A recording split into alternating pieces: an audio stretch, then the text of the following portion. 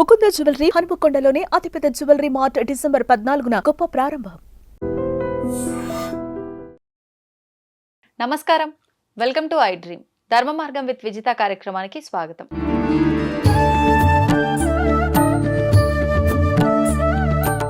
December 18వ తారీఖున సంకష్టహర చతుర్థి. సంకష్టహర చతుర్థి అనగానే మనం అందరము కూడా గణపతి ఆరాధన చేస్తూ ఉంటాము.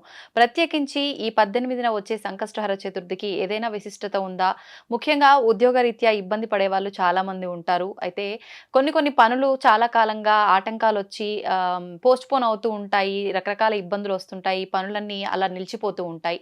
అటువంటి వారు ఎక్కువగా గణపతి ఆరాధన చేయాలని చెప్పి అంటుంటారు. మరి గణపతి ఆరాధన ప్రత్యేకించి ఈ సంకష్టహర చతుర్థి రోజు ఏ విధంగా చేయాలో ఇప్పుడు గురుగారితో మాట్లాడి తెలుసుకుందాం. ప్రస్తుతం మనతో పాటు ఉన్నారు ప్రముఖ జ్యోతిష్య పండితులు నందిబట్ల శ్రీహరి శర్మ గారు. ఇప్పుడు వారితో మాట్లాడేద్దాం. నమస్కారం గురుగారు.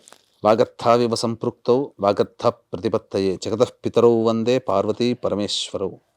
సదాశివ సమారంభాం శంకరాచార్య మధ్యమాం అస్మదాచార్య పర్యంతం వందే గురు పరంపరాం. ఆదిత్యాయ చ సోమాయ మంగళాయ బుధాయ చ గురు శుక్ర శనిభ్యశ్చ రాహవే కేతవే నమః. శృంగేరి జగద్గురు పీఠాధిపతులకి, కంచి పీఠాధిపతులకి నమస్కారములు తెలియజేసుకుంటూ కార్యక్రమాన్ని ప్రారంభిద్దాం. గురుగారు, సంకష్టహర చతుర్థి అంటే ముఖ్యంగా సంకష్టహర చతుర్థి అనగానే గణపతి ఆరాధన గుర్తొస్తుంది. అయితే మనం ఏ పూజ చేసినా కూడా తొలి పూజ గణపతికే చేస్తాము. ఎటువంటి ఆటంకాలు రాకుండా ఉండాలని చెప్పి చేస్తామని చెప్పి పెద్దవాళ్ళు చెప్తూ ఉంటారు. మరి అయితే ఇప్పుడు చాలా మందికి కొన్ని పనుల్లో ఆటంకాలు వస్తూనే ఉంటాయి, కానీ పని అనేది పూర్తిగా పూర్తవ్వదు. అటువంటి వారు కానీ ఉద్యోగరీత్యా కూడా చాలా ఇబ్బందులు పడుతుంటారు, ఉద్యోగం రావటం ఆలస్యం అవుతుంటుంది. ఇలాంటి వాళ్ళు ప్రత్యేకించి మనకి వచ్చే డిసెంబర్ 18వ తారీఖున వచ్చే సంకష్టహర చతుర్థికి ఎటువంటి విధి విధానాలు ఆచరిస్తే గణపతి అనుగ్రహం కలుగుతుంది? అదేవిధంగా ప్రతి ఒక్కరికి కావాల్సింది లక్ష్మీ అమ్మవారి అనుగ్రహం. అమ్మవారి అనుగ్రహం కలగాలంటే కూడా ఆ రోజు ఏం చేయాలి? మనము ఈ మార్గశిర మాసము ప్రతి కార్తీక మాసంలో వలె కూడా మార్గశిర మాసం కూడా ప్రతిరోజు కూడా ప్రత్యేకమైనటువంటి రోజు. ఈ మార్గశిర మాసంలో వచ్చేటువంటి సంకష్టహర చతుర్థి డిసెంబర్ 18వ తారీఖు రోజున వస్తుంది. ఇక్కడ చాలా మంది ప్రేక్షకులకి ఏంటంటే చవితి తిథి లేదు కదా, సంకష్టహర చతుర్థి 18 ఎలా 19 చేసుకోవాలి కదా అని అంటుంటారు. తదియత తిథి ఉదయం 10:30 వరకు ఉంది 18వ తారీఖు రోజున. ప్రదోషకాల సమయానికి చతుర్థి తిథి ఉన్నటువంటి రోజున మాత్రమే సంకష్టహర చతుర్థి వ్రతాన్ని చేసుకోవాలమ్మా. ఇక ఆ రోజు ఉన్నటువంటి విశిష్టత మనం తెలుసుకున్నట్లయితే, ఆ రోజు ఉన్నటువంటి నక్షత్రము పుష్యమి నక్షత్రం. అంటే ఉన్నటువంటి శని నక్షత్రాలు 3 నక్షత్రాలు, ఉత్తరాభాద్ర, పుష్యమి, అనురాధ. ఈ 3 నక్షత్రాలలోకెల్లా పుష్యమి నక్షత్రము చాలా గొప్పదైనటువంటిది. ఎందుకంటే మనఃకారకుడైనటువంటి చంద్రుడు రాశిలో ఉంటుంది ఆ పుష్యమి నక్షత్రం. కాబట్టి పునరుసు నక్షత్రాన్ని అంటిపెట్టుకొని ఉంటుంది. అంటే ఏంటి? గురువు యొక్క అనుగ్రహాన్ని పొంది ఉంటుంది. పైగా పుష్యమి నక్షత్రంతో కూడుకున్నటువంటి సంకష్టహర చతుర్థి చాలా అరుదుగా వస్తుందట. ఈ రోజున మహాసంకష్టహర చతుర్థి అనేటువంటి వ్రతాన్ని కూడా చేసుకోవాలి. ఎవరు చేయాలి గురుగారు? ఎవరైనా కానీ, ఎటువంటి వాళ్ళు ఉద్యోగంలో ఇబ్బందులు పడుతున్నటువంటి వాళ్ళు, ధనపరమైనటువంటి సమస్యలు, ఆర్థిక బాధలు ఇబ్బంది పడుతున్నటువంటి వాళ్ళు, ముఖ్యంగా గత జన్మ కర్మ దోషాలు ఉన్నటువంటి సమయంలో ఈ జన్మ ఎత్తిన తర్వాత ఈ జన్మలో కష్టాలు, నష్టాలు, సమస్యలు, ఇబ్బందులు ఎదుర్కొన్నటువంటి వాళ్ళందరూ కూడా ఇటువంటి వ్రతాన్ని ఈ రోజున ఆచరించాలి. ముఖ్యంగా మనము ఈ పుష్యమి నక్షత్రానికి 2 కారణాలు ఉన్నాయమ్మా. ఆ పుష్యమి నక్షత్రానికి అధిపతి శని, పుష్యమి నక్షత్రాన్ని పరిపాలించే గ్రహము గురువు.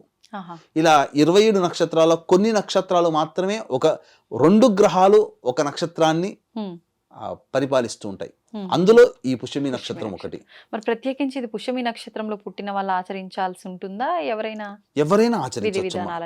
ఎటువంటి ఎవరైనా అన్ని నక్షత్రాల్లో పుట్టిన వాళ్ళందరూ కూడా ఆచరించవచ్చు. ఇక ముఖ్యంగా కేతు గ్రహం సంబంధించిన విశ్లేషణ ఎందుకు తెలియజేసుకోవాలి? కేతువుకి అధిష్టాన దేవత వినాయకుడు. అంటే ఏంటి అక్కడ మనం ఇక్కడ గమనించాల్సిన అంశం ఏంటంటే, అమృతపానం చేసినటువంటి సింహిగా గర్భ సంభూతుడైనటువంటి రాక్షసుడు విష్ణుమూర్తి సుదర్శన చక్రం వదలగానే ఈ యొక్క తల భాగం అంతా కేతుగ్రహము, మొండె భాగం అంతా కూడా రాహుగ్రహం. మరి తల భాగము అనేటువంటిది ఇక్కడ చూసుకున్నట్లయితే గణపతికి అధిదేవత, గణపతి అధిష్టాన దేవతగా ఉంటాడు ఈ యొక్క కేతుగ్రహానికి. కాబట్టి కేతుగ్రహం అంటే ఏంటి? రాహు అంటే చెప్పి చేస్తాడు, కేతు అంటే చెప్పకుండా చేస్తాడు. ఈ యొక్క కలియుగంలో రాహుకేతులు మంత్రులు, శని రాజు. కాబట్టి శని నక్షత్రమైనటువంటి పుష్యమి నక్షత్రం ఉండడం, రాహుకేతుల్లో మనకు చెప్పకుండా చేసేవాడు కేతువు కాబట్టి అటువంటి కేతు గ్రహానికి అధిదేవత వినాయక స్వామి కావడం, వినాయక స్వామికి సంబంధించినటువంటి వ్రతాలలో సంకష్టహర చతుర్థి పుష్యమి నక్షత్రం కలిసి ఉన్నటువంటి రోజు రావడం చాలా విశేషమని చెప్పవచ్చమ్మా.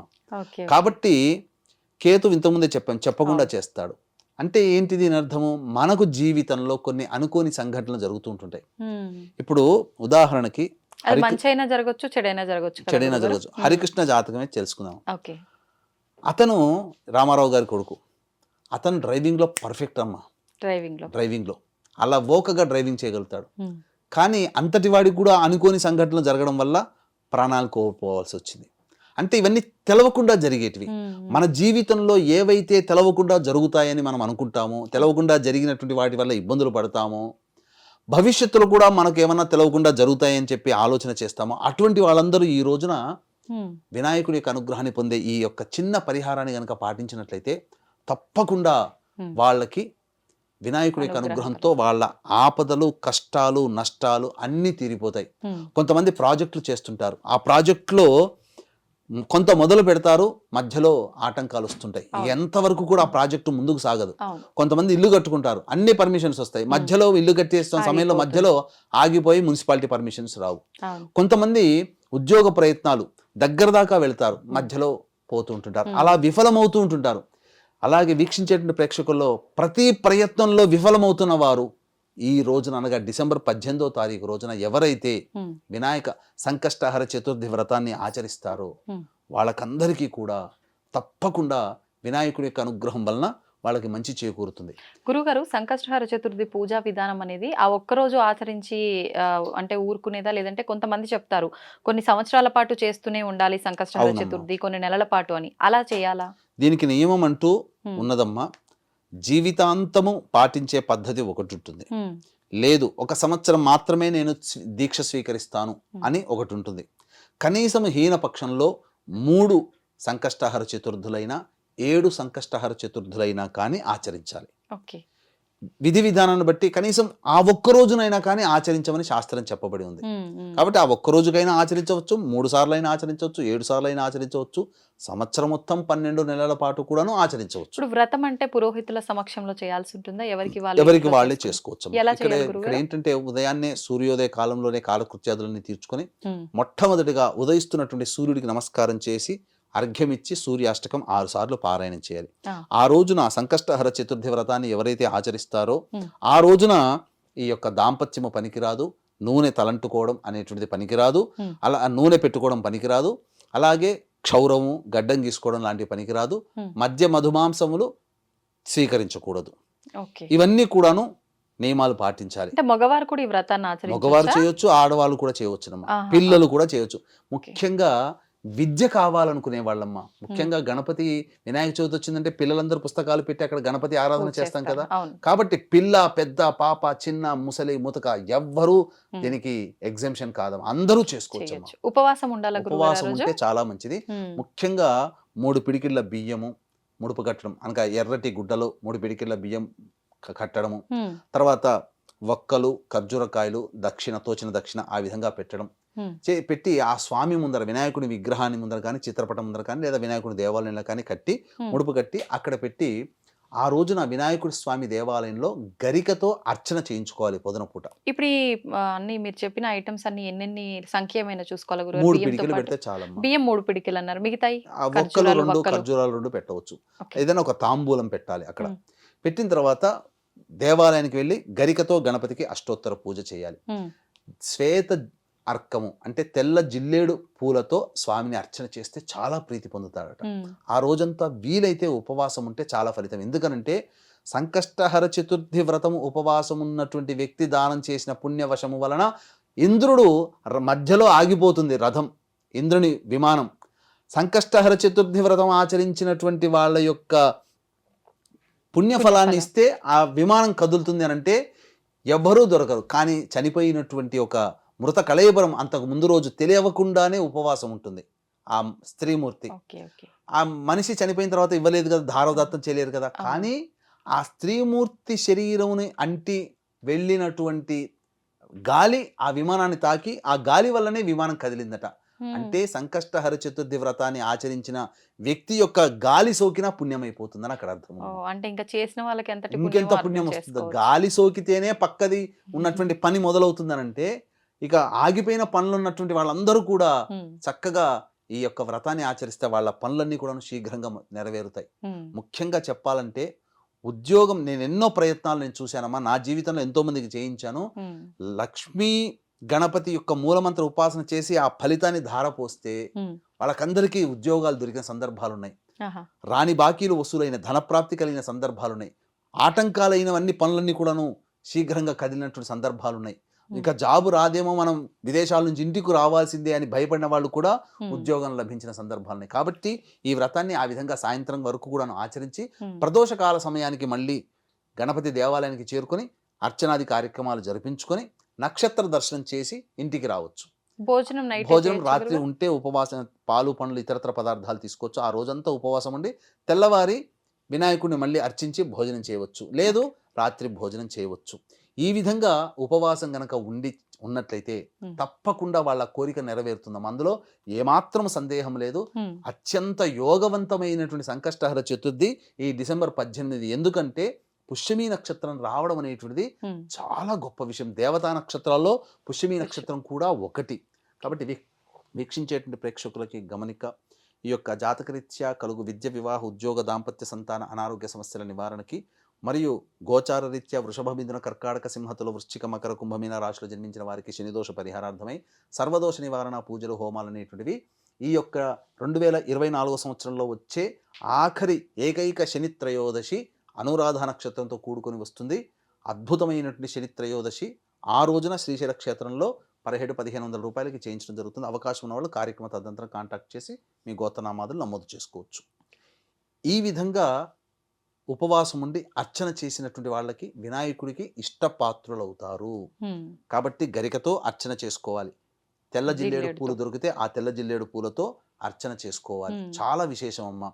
ఇక కేతుగ్రహం యొక్క అనుగ్రహం కలుగుతుంది. తద్వారా ఏమవుతుందో తెలుసమ్మా, ఎవరికైతే అనారోగ్య రీత్యా మెడ నొప్పి, సర్వికల్ ప్రాబ్లమ్స్ ఉంటాయో, ఈ యొక్క గణపతి యొక్క అనుగ్రహం వలన ఈ సంకష్టహర చతుర్థి రోజున ఎవరైతే ఆ సంకష్టహర చతుర్థి వ్రతాన్ని ఆచరించినటువంటి వాళ్ళ చేతి ద్వారా తీర్థం పుచ్చుకున్నా చాలమ్మా, వాళ్ళకి అనారోగ్య సమస్యలు తొలగిపోతాయి.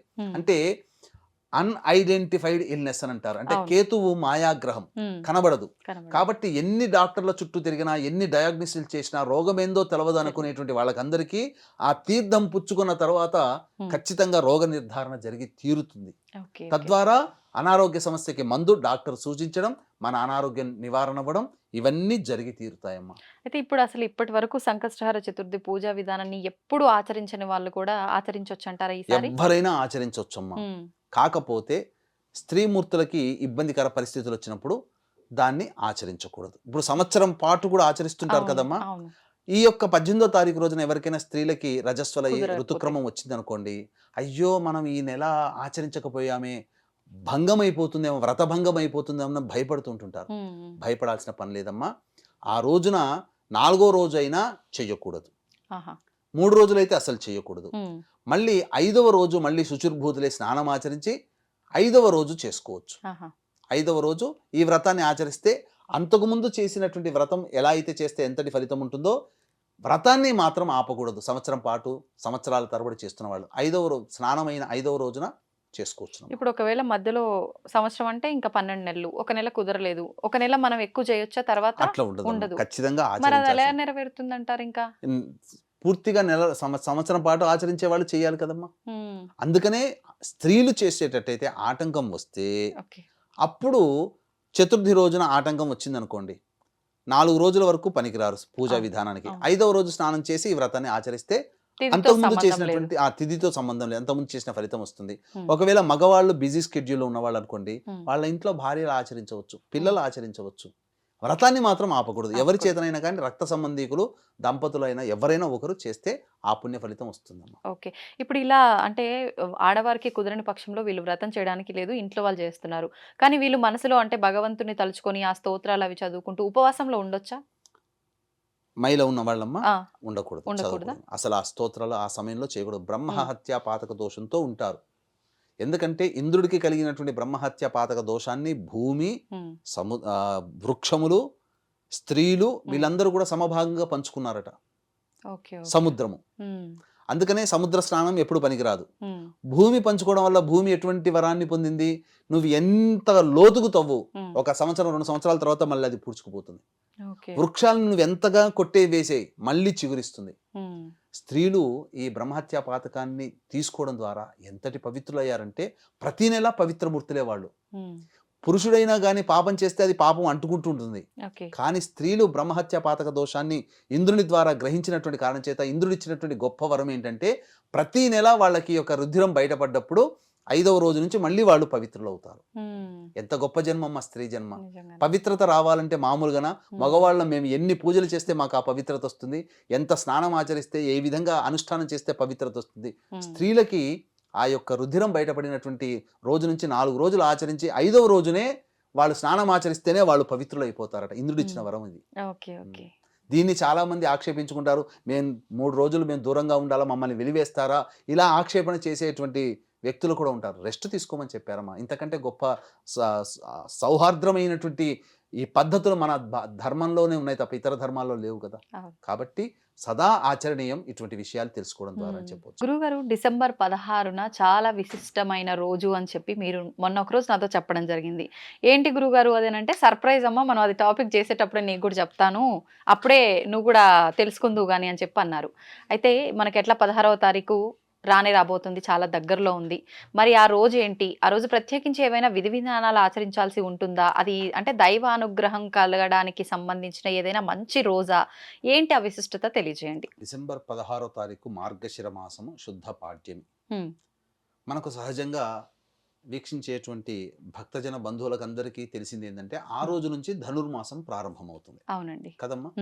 అయితే ఆ రోజున ఒక ప్రత్యేకత అనేటువంటిది ఉన్నది. ఈ ప్రపంచం మొత్తంలో కూడా సృష్టి స్థితి లయకారకాలలో లయకారకుడు పరమేశ్వరుడు. అవునండి. శివాజ్ఞ లేనిదే చీమైనా కుట్టదు.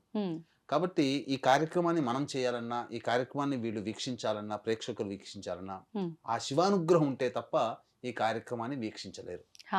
కాబట్టి శివానుగ్రహం అందరికీ ఉంటుంది కాబోలు ఈ వీడియో అందరూ చూస్తున్నారు.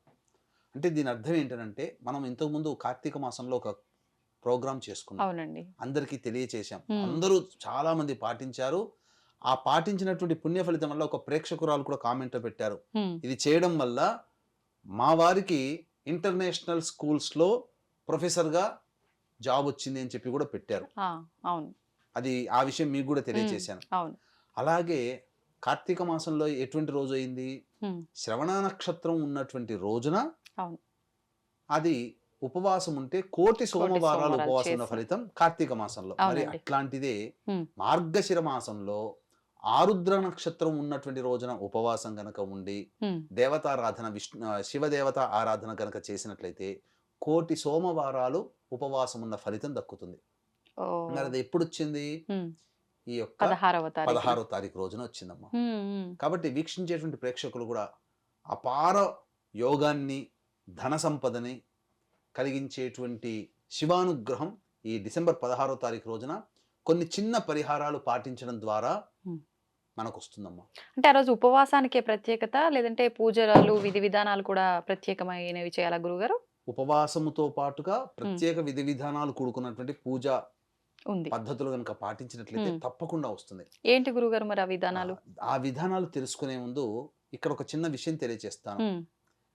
మనమందరం కూడా చూసుకున్నట్లయితే ఈశ్వరుడు మనల్ని కాపాడేవాడు, తండ్రి లాంటి వాడు. అవును. కానీ ఆ ఈశ్వరుడికి ఎవరు ఎక్కువ ఇష్టమో తెలుసా అమ్మా? కార్తికేయుడు అంటే సుబ్రహ్మణ్య స్వామి అంటే చాలా ఇష్టమట. ఎందుకు? మొదటి జన్మలో సతీదేవి మరణించిన తరువాత మళ్ళీ హిమవంతుని పుత్రికగా పార్వతిగా జన్మించి ఆ పార్వతి గర్భవసాన తారకాసురుని సంహార నిమిత్తమే సుబ్రహ్మణ్య స్వామి జన్మించాడు, పార్వతీ పరమేశ్వరుల కలయిక వల్ల. పూర్వజన్మలో కోల్పోయినటువంటి సతీదేవిని మళ్ళీ పార్వతిగా అవతారం ఎత్తిన తర్వాత మళ్ళీ ఈ జన్మలో ఆ పార్వతిని పరిణయం ఆడినటువంటి సందర్భం. అంటే తన భార్యని తను పొందగలగడానికి కారణమభూతమైన వాడు కుమారస్వామి. ఎందుకంటే కుమారస్వామి పుడితేనే తారకాసుర సంహారం. అవును. కాబట్టి అంతటి విశిష్టత కలిగినటువంటి మహోన్నతమైనటువంటి అవ్యాజ్యమైనటువంటి ప్రేమ కుమారస్వామి మీదే ఉంటుందట ఈశ్వరుడికి. మరి ఆ కుమారస్వామి కంటే గొప్పగా ఉన్నాడు అనుకోండి, గొప్ప ప్రేమ కలిగింది అనుకోండి, అటువంటి వ్యక్తులు ఇంకెంత అదృష్టవంతులు. అవును అవును. మరి ఆ అదృష్టవంతులు మనం ఎందుకు కాకూడదు? అవ్వచ్చు అంటారా ఆ రోజున మనం చేస్తే? అందుకనే ఈ డిసెంబర్ 16వ తారీఖు రోజున ఈశ్వరుని ఎవరైతే విధి విధానాలతో అర్చిస్తారో అటువంటి వాళ్ళు సుబ్రహ్మణ్య స్వామి కన్నా ఇష్టలవుతారట. ఇంకేం కావాలమ్మా?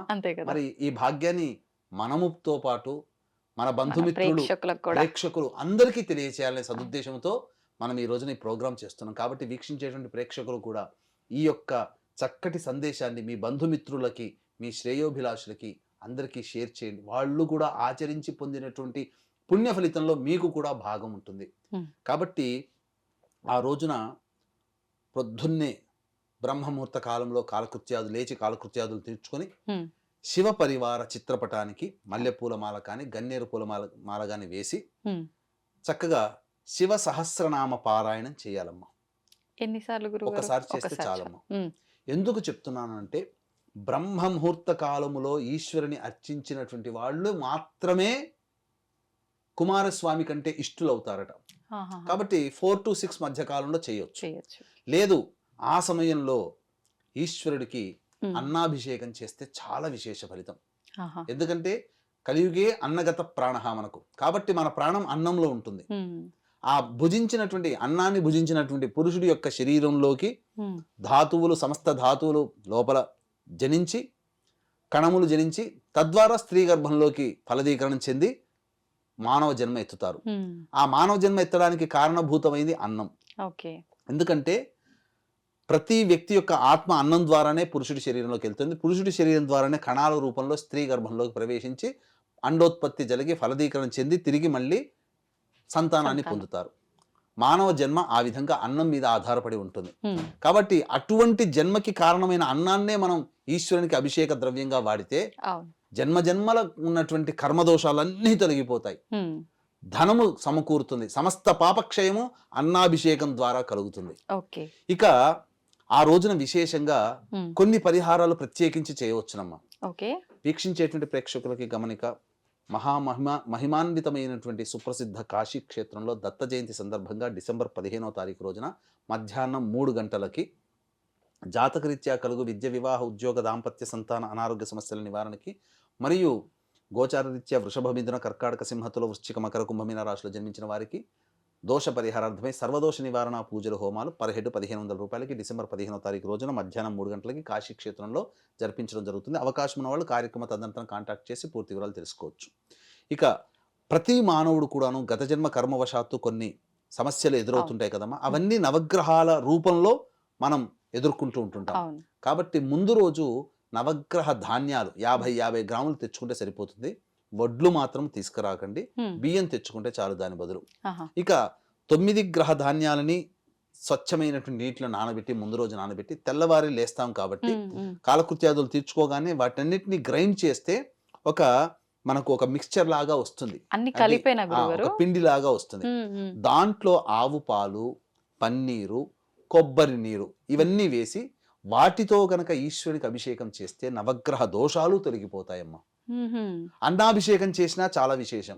ఇప్పుడు చెప్పబడినటువంటి విధానంతో అభిషేకం చేసినా చాలా విశేషం. 4 నుంచి 6 మధ్యకాలంలో దగ్గరలోని శివాలయంలోకి వెళ్ళొచ్చమ్మా.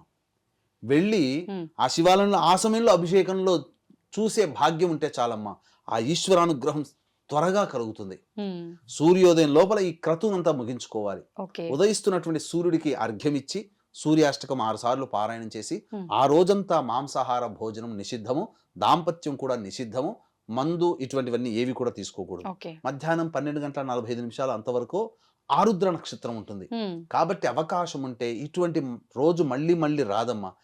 ఇక ప్రేక్షకులు అందరూ కూడా ఎన్నిసార్లు వీలైతే అన్నిసార్లు శివ సహస్రనామ పారాయణం చేయండి, శివాష్టోత్తర పారాయణం చేయండి, శివ స్తోత్రాలు ఏవుంటే అవి చేయండి. తద్వారా శివానుగ్రహం అపారంగా కలుగుతుంది. శివానుగ్రహం కలిగింది అని అంటేనమ్మా అతని యొక్క అనుగ్రహంలో మనకు కలిగినటువంటి అనుగ్రహంలో కోటి వంతులో 10 కోట్ల వంతు మనకు కలిగితే ఉమ్, మన తరతరాలు కూడాను ఆనందంగా జీవించడానికి మార్గం సుగమమవుతుంది. ఓకే. సంపదకి కారణం ఈశ్వరుడు. ఉమ్, ఇంత విభూతే ఇంత ఆయన చేతి మించి ఇచ్చినటువంటి ఇంత చిటికెడు విభూతికి తలతూగగలిగే బంగారము ఈ సృష్టిలోనే లేదమ్మా. ఉమ్, మరి ఎంత విభూతి పెట్టుకొని ఉంటాడు ఆయన. అవును. కాబట్టి సంపద కావాలనుకునేటువంటి వాళ్ళు ఉమ్, ఈశ్వరాభిషేకం, ఈశ్వరార్చన ఆ రోజున చేస్తే సమస్త కోరికలు నెరవేరుతాయి. ఉమ్. ఇక ముందు రోజు ఇంకా చాలా విశేషం అమ్మా. ముందు రోజు కూడా ముందు రోజు ఇంకో చేయాల్సిన- విశేషం. ఓకే. ఎందుకనంటే సతీదేవి మరణించిన తర్వాత హిమవంతుని పుత్రికగా పార్వతీదేవి జన్మించింది కదా. అవును. ఆ పార్వతీదేవి ఉమ్, ఏ నక్షత్రంలో జన్మించింది అనుకుంటున్నారు? ఉమ్, తెలుసా అసలు ఎవరికైనా? ఎవరికి తెలియదు, ప్రేక్షకులకు కూడా తెలియదు, చాలా మందికి తెలియదు. అమ్మవారు మృగశిర నక్షత్రంలో జన్మించింది. ఆహా. ఆ మృగశిర నక్షత్రము 3-4 పాదాలలో జన్మించి ఉంటుంది. ఉమ్, ఎందుకనంటే దంపతులను సూచించే సింబల్ కలిగిన ఏకైక ద్వాదశ రాశిలో ఏకైక రాశి మిథున రాశి. మిథునం అంటే దంపతుల సూచిక. ఉమ్, ఉమ్. మరి ఈ సృష్టికి మొత్తానికి ఆది దంపతులు ఎవరమ్మా? పార్వతీ పార్వతీ పరమేశ్వరుడు. పరమేశ్వరులు. వారి సూచికగా మిథున రాశిలో ఆ సూచిక ఉంటుంది. ఉమ్, ఉమ్. మరి పార్వతీ పరమేశ్వరుల సూచిక మృగశిర నక్షత్రంలో అమ్మవారు జన్మించింది. అవును. 3-4 పాదాలు మిథున రాశిలో ఉంటాయి కాబట్టి ఖచ్చితంగా అమ్మవారు 3-4 పాదాల్లోనే ఏదో ఒక పాదంలో జన్మించి ఉంటుంది. జన్మించి ఉంటారు. ఇక ఆ వెంబడే ఆ ముందు రోజు మృగశిర నక్షత్రం ఉందమ్మా. ప్రదోషకాల సమయానికి ఆహా. ఆరుద్ర నక్షత్రం కూడా ఉంది ఆదివారం నాడు. Okay, okay. ముందు రోజు ఆదివారం రోజున మృగశిర నక్షత్రం ఉంటుంది. Hmm. మృగశిర నక్షత్రం ఉన్నటువంటి రోజున ఆ రోజున ఆ సమయంలో ఆదివారం నాడు దత్త జయంతి కూడా ఉంది. ఉమ్, ఆ రోజున లలితా సహస్రనామ పారాయణం చేయండి. ఉమ్. ఎంత అమ్మవారి అనుగ్రహం కలిగితే అమ్మవారి జన్మ నక్షత్రం రోజున మనం లలితా అవును. సహస్రనామ పారాయణం, దుర్గా సహస్రనామ పారాయణం చేస్తే ఉమ్. మన దుర్గతులన్నీ తొలగిపోతాయి. కరెక్ట్ గా సమయం అంటే ఏ సమయంలో ఉదయం చేయొచ్చు? పూట ఉందమ్మా ఉమ్, మృగశిర నక్షత్రం. ఓకే. సాయంకాలానికి మళ్ళీ ఆరుద్ర నక్షత్రం వస్తుంది. ఇంకొక విశేషం ఏంటంటే ఉమ్, ఆదివారము 4:30 నుంచి 6 గంటల మధ్య కాలంలో శరభసాల్వ సమయం అని అంటారు దాన్ని. అంటే అండి. అంటే ఉగ్రరూపం పొందినటువంటి నరసింహస్వామిని ఉమ్, తన అపారమైనటువంటి శక్తితో ఆ ఉగ్ర రూపాన్ని తొలగించినటువంటి వాడు ఈశ్వరుడు. శరభావతారం ఎత్తినటువంటి వాడు. ఆహా. ఆ అవతారం ఎత్తి ఆ ఉగ్ర రూపాన్ని తగ్గించిన సమయం ప్రదోషకాల సమయం ఇది. ఆదివారం. అది 4:30 నుంచి 6 మధ్య కాలంలో రాహుకాలంలో సంప్రాప్తమవుతుంది. ఓకే. కాబట్టి ఈ సమయంలో దుర్గా అష్టోత్తరం వీలన్ని సార్లు ఎంతమంది అంత అన్ని పారాయణం చేయండి. Hmm. శత్రు సమస్యల నివారణ కోసం ప్రత్యంగిరా కవచం, బగళాముఖి కవచం, ధూమవతి కవచం వీలైనన్ని సార్లు ఆ సమయంలో పారాయణం చేయండి. 15వ తారీఖు రోజున ఉమ్. తప్పకుండా ఇప్పుడు ఆ వీళ్ళందరినీ శత్రు ఉగ్ర సమస్యలు, నరదృష్టి, నరఘోష అన్ని తొలగిపోతాయమ్మా. ఇప్పుడు ఈ బగలాముఖి వీళ్ళందరినీ ఉగ్ర దేవతలు అంటారు కదా ఉగ్ర గురుగారు? దేవతలు అంటారు. Hmm. మనం ఏమి ఆరాధన చేయట్లేదు, కొలవట్లేదు, కేవలం ప్రార్థన చేస్తున్నాం. కవచాల రూపంలో ప్రార్థన, ఇది సౌమ్యంగా చేయవచ్చు. ఉహు. మరొక అదృష్టం ఏంటంటే వీక్షించేటువంటి ప్రేక్షకులకి ఆ 15వ తారీఖు నాడు మధ్యాహ్నం 3 గంటలకి కాశీ క్షేత్రంలో సర్వదోష నివారణ పూజలు జరిపిస్తున్నాం కదా. ఉమ్, ఆ 4:30 నుంచి 6 గంటల మధ్య కాలంలో హోమాలు జరుగుతుంటుంటాయి. ఉహు, ఎంత అద్భుతమైన విషయం అమ్మా. అటువంటి రోజు మళ్ళీ మళ్ళీ రాదు. కాబట్టే ఏరి కోరి ఆ యొక్క దత్త జయంతి రోజున ఆ కాశీ క్షేత్రంలో కార్యక్రమాలు పెట్టే అవకాశం ఉన్న Okay. వాళ్ళు కార్యక్రమ తదనంతరం కాంటాక్ట్ చేసి గోత్రనామాదులు నమోదు చేసుకోవచ్చు. ఉమ్, దివ్యమైనటువంటి రోజమ్మా. కాబట్టి అమ్మవారి ముందు రోజు అమ్మవారి నక్షత్రం, తర్వాత అయ్యవారి నక్షత్రం. ఇక ఆరుద్ర నక్షత్రం అయిపోయిన తర్వాత ప్రదోషకాల సమయంలో చీకటి పడ్డ తర్వాత ఉమ్, 3 నక్షత్రాలు ఒకే వరుసగా ఉంటాయి. ఆ తూర్పు వైపున చూడాలమ్మా. 7 నుంచి 9 మధ్య కాలంలో రాత్రి ఓకే. ఉమ్, తూర్పు వైపు నిలబడి ఇలా చూస్తే ఆకాశంలో ఒక గీత ఉంటుంది. ఉమ్, ఆ గీతలో 3 నక్షత్రాలు ఉంటాయి. ఓకే. ఆ 3 నక్షత్రాలు ఉన్నదే ఆరుద్ర నక్షత్రం. కాబట్టి ఒక్కసారి నమస్కారం చేసుకుంటే ఆ రోజున ఉపవాసం ఉన్నటువంటి ఫలితంగా Hmm. కార్తీక మాసంలో శ్రవణ నక్షత్రం ఉంటే కోటి సోమవారాలు ఉపవాసం ఎలా అయితే ఫలితం దక్కుతుందో, ఈ మార్గశిర మాసంలో ఆరుద్ర నక్షత్రం ఉన్నటువంటి రోజున ఉమ్, ఉపవాసం ఉన్నటువంటి వాళ్ళకి కోటి శనివారాలు ఉపవాసం ఉన్నటువంటి ఫలితం దక్కుతుంది. ఓకే. మీకు చాలా క్లియర్ గా మీకు తెలియజేస్తానమ్మా. Hmm. మానవుడు సంపూర్ణంగా ఒక 100 సంవత్సరాలు జీవించాడు అనుకోండి. అవును. 100 × 365 ఎంత? 36,500 రోజులు. ఉమ్, అంతేనా? ఉమ్, ఓకే. ఏది పుట్టిన దారభ్యత 100 సంవత్సరాల వరకు ఉమ్, శనివారాలు ఉపవాసం ఉన్నాడు అనుకోండి. ఎన్ని శనివారాలు వస్తాయి తెలుసమ్మా? మొత్తం లెక్కేసుకుంటే ఉమ్, 7 వారానికి 7 రోజులు కదా, ఒక Okay. రోజు. మరి కోటి శనివారాలు ఉపవాసం ఉన్న ఫలితం అంటే కొన్ని జన్మలు. జన్మలు ఎన్ని జన్మలు ఎత్తితే కోటి శనివారాలు ఉపవాసం ఉన్న ఫలితం మనకు దక్కుతుంది. అవును. కాబట్టి ఈ వచ్చినటువంటి అవకాశాన్ని అందరూ వినియోగించుకొని ఉమ్, 5,000 సార్లు అమ్మా. సార్లు. 5,000 × 7 7 35,000 రోజులు. Okay okay. కాబట్టి దగ్గర దగ్గర 530 రోజులు, 300 రోజులు మాత్రమే మనం ఉపవాసం ఉంటాం. ఉపవాసం. అందులో బాల్యం మనకు తెలియకుండా అజ్ఞానం తీసేస్తే, కాబట్టి ఇవన్నీ కూడా 5,000 ఇంటూ కోటి కావాలంటే ఎన్నిసార్లు చేయాలి? 2,000 సార్లు చేస్తే తప్ప కాదు. Okay okay. అంటే 2,000 జన్మలు ఎత్తాలి మళ్ళీ మనం. 2,000 జన్మలు ఎత్తితే అవకాశం మానవుడికి ఉంటుందా? అవును. ఎన్ని యుగాలు దాటిపోతాయి? మళ్ళీ అంటే ఇదే రావాలని కూడా లేదు లేదు. కదా. కాబట్టి అందుకనే ఇటువంటి అవకాశం, ఎందుకంటే ఆఖరినైనా మీకు ఎందుకు ఇంత వివరణ ఇచ్చానంటే, మన జన్మ మనం ఎన్ని వేల సార్లు మనం ఉపవాసం ఉండగలుగుతాం అజ్ఞానంలో, జ్ఞానం వచ్చిన తర్వాత.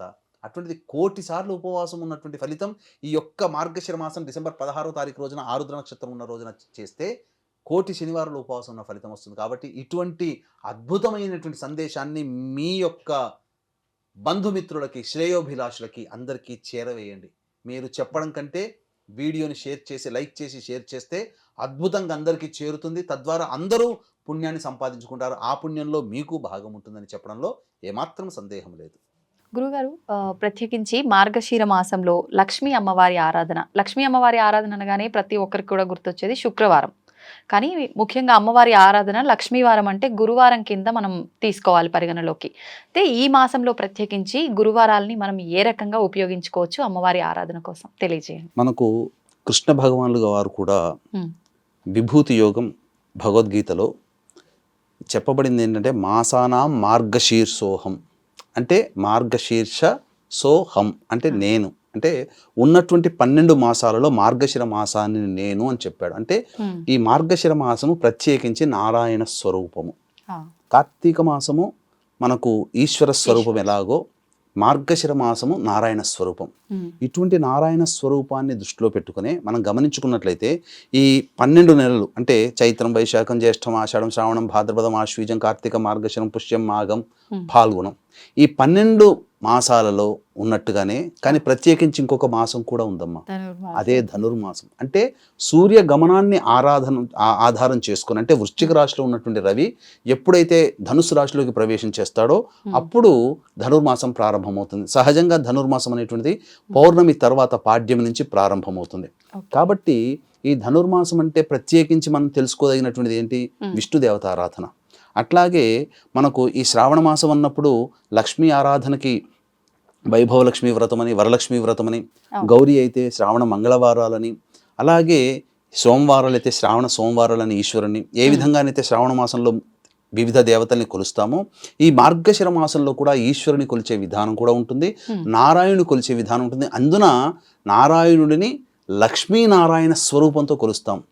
కాబట్టి లక్ష్మీదేవి గోదాదేవిగా జన్మించి శ్రీరంగునిలో ఏ విధంగా, శ్రీరంగస్వామిలో ఏ విధంగానైతే లీనమైపోయిందో అదే విధంగా ఈ యొక్క లక్ష్మీ వారములు అని అంటారు. అంటే మనకు సంబంధించి లక్ష్మీ వారములు అంటే వీక్షించేటువంటి ఐడ్రీమ్ ప్రేక్షకులు చాలా మంది ఏమనుకుంటారంటే శుక్రవారంనే లక్ష్మీవారం అంటే, ఎందుకంటే శుక్రవారం లక్ష్మీప్రదం కాబట్టి. కానీ నవగ్రహాల్లో ధనకారకుడు ఎవరయ్యానంటే గురువు. అంటే గురువు దగ్గర ధనము, విద్య, కీర్తి ప్రతిష్టలు, పనులలో అనుకూలత, పేరు అన్నీ కూడాను ఉన్నాయి. కాబట్టి గురువారమే లక్ష్మీవారము. ఈ మార్గశిర మాసములో గురువారం నాడు లక్ష్మీదేవిని ఆరాధన చేయడం అనేటువంటిది ఆచార సాంప్రదాయంగా ఉంది. కాబట్టి అప్పటి నుంచి కూడా గురువారాన్ని లక్ష్మీవాసరం అని అంటారు. మరి ఇప్పుడు మనం లక్ష్మీ అమ్మవారి పూజలు చేయాలన్నప్పుడు అంటే నిత్యం ప్రతి వారంలో ఒక్కొక్క రోజు ఒక్కొక్క భగవంతునికి పెట్టుకొని ఉపవాసాలు ఉండేవాళ్ళు, పూజలు చేసేవాళ్ళు ఉంటారు కదా, అలాంటి వాళ్ళు శుక్రవారం కాకుండా గురువారమే చేయాలంటారా?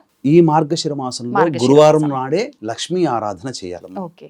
మనం శ్రావణ మాసంలో ఎలా అయితే లక్ష్మీదేవత ఆరాధన చేస్తామో ఈ యొక్క మార్గశిర మాసంలో కూడా లక్ష్మీ ఆరాధన చేసినటువంటి వ్యక్తికి సిరి సంపదలకి లోటు ఉండదు. ఇది సాక్షాత్తు లక్ష్మీదేవియే మనకు సెలవిచ్చింది.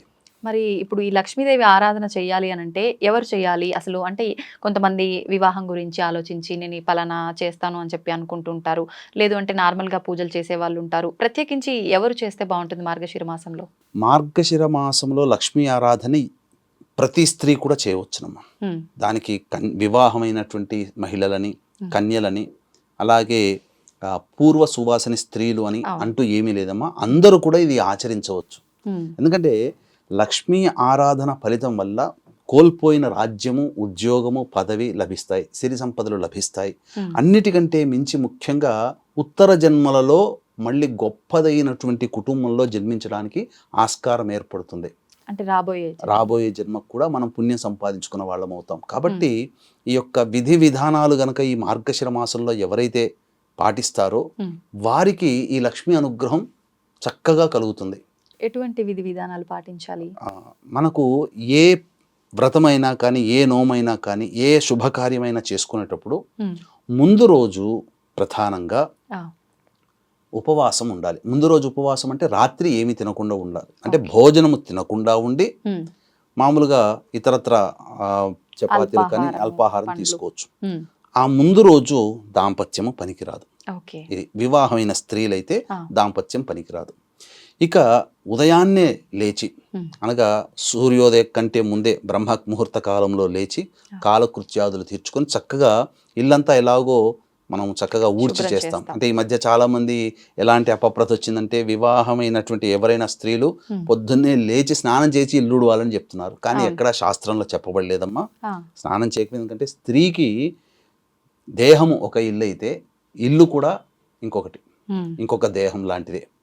కాబట్టి చక్కగా పొద్దున్నే లేవగానే ఇల్లంతా కూడాను శుభ్రపరచుకొని తదనంతరం స్నాన కృత్యాదులు తీర్చుకొని తర్వాత ఒక బకెట్ మంచి నీళ్లలో పసుపు, కుంకుమ, గళ్ళ ఉప్పు ఇవి వేసి చక్కగా అందులో ఈ గంగా జలము కానీ గోదావరి కృష్ణా నీళ్ళు కానీ 2-3 చుక్కలు వేసి ఆ నీటితో ఇల్లంతా కూడా శుభ్రంగా బట్టతో తుడిచి పూజా మందిరాన్ని బట్టతో తుడిచి చక్కగా అవకాశం ఉంటే నూతన వస్త్రములు లేదా పట్టు వస్త్రములు చక్కగా చేసుకొని లేదా మామూలుగా నేను మంచి అయినా కానీ శుభ్రమైన వస్త్రములు ధరించి ఆ పూజా మందిరంలో ఆవు నేతితో దీపారాధన చేయాలి. మొదలుగా గురుగారు ఇల్లంతా శుభ్రం చేసే ఆ బట్టతోటే మళ్ళీ పూజను కూడా మనం తుడవచ్చు అంటారా? సపరేట్ గా పెట్టుకుంటే మంచిది. ఒక పూజా మందిరం మాత్రము తుడుచుకోవడానికి ఒక సపరేట్ ఒక తెల్లటి గుడ్డనో ఏదైనా కానీ కాటన్ గుడ్డ పెట్టుకుంటే మంచిది. దాన్ని పూజా మందిరం వరకే పరిమితం చేయాలి తుడవడానికి, ఇంకా ఇతరత్రా వాడకూడదు. ఆ తదనంతరం చక్కగా ఒక పెద్ద పీట, చతురస్రముగా ఉన్నటువంటి పెద్ద పీట తీసుకోవాలమ్మా. తీసుకొని చక్కగా దాని మీదంతా కూడా పసుపు రాసి తడిపిన పసుపునంతగా రాసి 8 దిక్కులలో అలంకరణ చేయాలి, బొట్టు పెట్టాలి. తర్వాత మధ్యలో ఈ యొక్క అష్టదళ పద్మము వేయాలి. వేసి మళ్ళీ ఈ విధంగా 2 రేఖలు, మళ్ళీ 2 రేఖలు, మళ్ళీ 2 రేఖలు ఇట్లా ఆ రౌండ్ అయిన అష్టదళ పద్మానికి ఆనుకొని దాన్ని మళ్ళీ ఆ రేఖల మధ్యలో ఏదైనా పద్మం లాంటిది వేసి అప్పుడు దాని మీద ఒక ఎర్రటి గుడ్డ కానీ లేకపోతే పసుపు రంగు కలర్ గుడ్డ కానీ పరిచి అప్పుడు దాని మీద లక్ష్మీనారాయణుడితో కూడుకున్నటువంటి చిత్రపటం పెట్టుకోవాలి. ఒక్క లక్ష్మీ అమ్మవారిని పెట్టకూడదు. ఎందుకంటే వీక్షించేటువంటి ప్రేక్షకులు గమనించాల్సిన అంశం ఏంటంటే ఈ యొక్క లక్ష్మీ అమ్మవారి పూజ చేసేటప్పుడు లక్ష్మీ అమ్మ నారదుల వారి అడిగారట, అమ్మ నువ్వు ఒక చోట స్థిరంగా ఉండవు ఎందుకమ్మానంటే అందరూ లోకంలో ఉన్న మనుషులందరూ కూడా నన్ను కావాలనుకుని కోరుకుంటూ నా ఫోటో నన్ను మాత్రమే ఆహ్వానిస్తారు, పూజిస్తారు. నా భర్త ఎక్కడ ఉంటే నేను అక్కడ ఉంటాను కదా, అందుకని నా భర్తని విస్మరిస్తున్నారు కాబట్టే వాళ్ళ కోరిక మేరకు ఉండి వెంబడే వెళ్ళిపోతాను. ఎవరైతే నా భర్తతో సహా నన్ను పూజ చేస్తారో వాళ్ళింట్లో నేను స్థిరంగా ఉంటాను అని. కాబట్టి ఈ సూత్రాన్ని గనక అర్థం చేసుకొని చక్కగా లక్ష్మీ నారాయణుడు ఇద్దరు ఉన్నటువంటి చిత్రపటాన్ని తీసుకోవాలి. తీసుకొని చక్కగా అలంకరణ చేసి ఇక ముందుగా ఒక 1/4 కిలో 1/2 కిలో అంత బియ్యం రాశిగా పోసి దాని మీద ఒక 3 తమలపాకులు పెట్టి దాని మీద ఒక రాగి కలశం పెట్టాలి. రాగి కలశం నిండా నీళ్లు పోసి అందులో పసుపు, కుంకుమ, పోక చెక్క, తర్వాత ముత్యము, రాగి పైసా, చిన్న వెండిది చిన్న ముక్క, ఒక గ్రాము కాదమ్మా 1/4 గ్రాము బంగారు ముక్క దొరికితే, బంగారం కొనలేని శక్తి ఉన్న వాళ్ళు ఉంటారు కదా, జమ్మి ఆకుల్ని అందులో వేయవచ్చు, అది బంగారంతో సమానం. కాబట్టి ఆ విధంగా అవి వేసి అందులో వట్టివేళ్ళు వేస్తే ఇంకా మంచిది.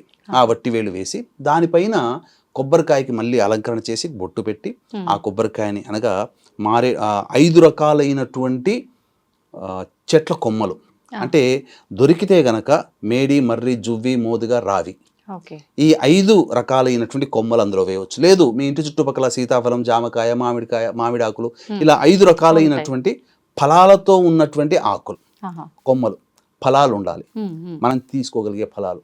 కాబట్టి అవైనా వేసి చక్కగా దాని మీద కొబ్బరికాయ పెట్టి దాని మీద ఒక జాకెట్ గుడ్డ మనము అమ్మవారికి కలశానికి పెట్టడానికి ఆ విధంగా రెడీ చేసుకొని చక్కగా ఆ కలశానికి ముందుగా తమలపాకులో పసుపు గణపతిని చేసుకొని మొదలుగా పసుపు గణపతిని పూజ చేసుకోవాలి. గణపతి యొక్క అనుజ్ఞ తీసుకొని చక్కగా ఈ యొక్క లక్ష్మీ అమ్మవారి పూజని వ్రత విధానాన్ని ఆచరిస్తున్నాను. ఈ ఆచరణ ప్రభావం వల్ల నాకు ఉన్నటువంటి అమ్మవారి అనుగ్రహం నాకు, నా కుటుంబానికి, నా ప్రజలకి కలుగుగాక అని చెప్పి సంకల్పం చేసుకొని ఆ గణపతి దగ్గర అనుజ్ఞ తీసుకొని తదనంతరం ఈ యొక్క వైభవలక్ష్మి కానీ వరలక్ష్మి వ్రతం కానీ ఏ విధంగానైతే మనం శ్రావణ మాసంలో ఆచరిస్తామో అదే విధానాన్ని ఆచరించాలి. షోడశోపచార విధానంగా చేసిన తర్వాత వ్రత కథ చెప్పుకోవాలి. అది ఎప్పుడు అవన్నీ అందులో ఉంటాయమ్మా.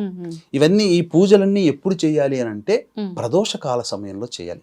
ఉదయం నుంచి గురువారం ఉదయం నుంచి సాయంకాలం వరకు కూడా వీలైతే ఉపవాసము, ఉండలేని వాళ్ళు పాలు పండ్లు ఇతరతర పదార్థాలు తిని భోజనం చేయకుండా అల్పాహారం మాత్రం తీసుకొని ఉండి సాయంకాల ప్రదోషకాల సమయంలో ఈ పూజ చేసుకోవాలి.